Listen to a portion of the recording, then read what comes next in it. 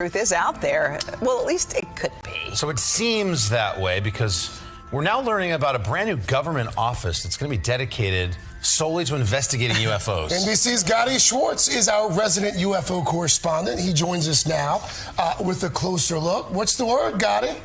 Hey, good morning, guys. Yeah, this might sound outlandish, but buried in the more than 1,000-page Defense Authorization Act, there's this call for a new government program dedicated to investigating UFOs, and their scope is pretty wild. We're talking everything from a rapid response to sightings to investigating cases where people say they were injured after encounters. Sound familiar?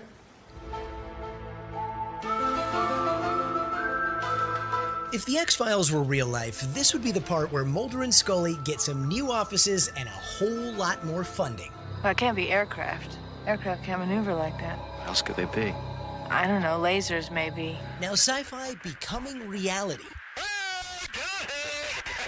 With the formation of a permanent government office tasked with investigating unidentified aerial phenomenon, also known as UFOs. If there's a reported incident, now there's a requirement for us to react to that information and go and collect that information. It's all part of a bipartisan-backed amendment buried in the National Defense Authorization Act, spearheaded by Senator Kirsten Gillibrand. I really see this as trying to know what is knowable and not having a head in the sand perspective on this. These are serious issues of national security and technology that we should know about. The effort calls on a rapid response to new UAP cases, sharing information with other countries, briefing Congress on whether these might be foreign adversaries or something else, and even promising to look into cases where service members say they might have suffered health effects after encountering unknown phenomenon. In the past, those kind of reports were late-night fodder parodied by Hollywood or Saturday Night Live. I was wrapped in like a robe made out of warm, glowing energy.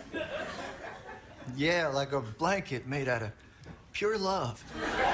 But today, even the highest levels of academia seem to be taking UFOs much more seriously. One Stanford researcher looking at the brain scans of some service members who say they've encountered UFOs. Meanwhile, at Harvard, the focus is on the skies. Astrophysics professor Avi Loeb co-founding the Galileo Project to invest in high-tech telescopes, infrared cameras, and specialized AI software, hoping to collect scientific data on the kinds of mysterious objects that have been spotted by fighter pilots who say they seem to break the laws of physics. The answer to this question will have huge implications for the future of humanity. It will affect our aspirations for space, and it basically affects each and every aspect of human life here on Earth.